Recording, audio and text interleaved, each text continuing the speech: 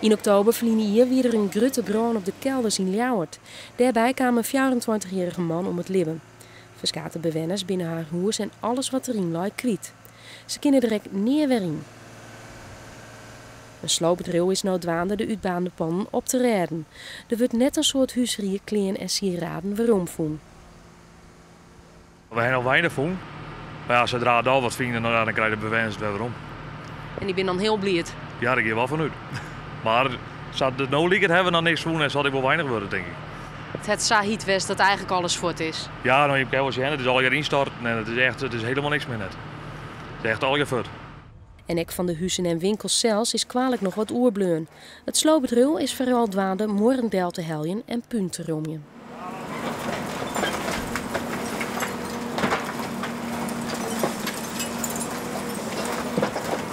Ja, het is echt een chaos, hè.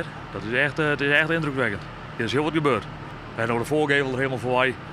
En we hebben de kraan erbij staan. We zullen ook zien dat we een begin krijgen en wat oprommen. Besloopt wordt nog 4 weken.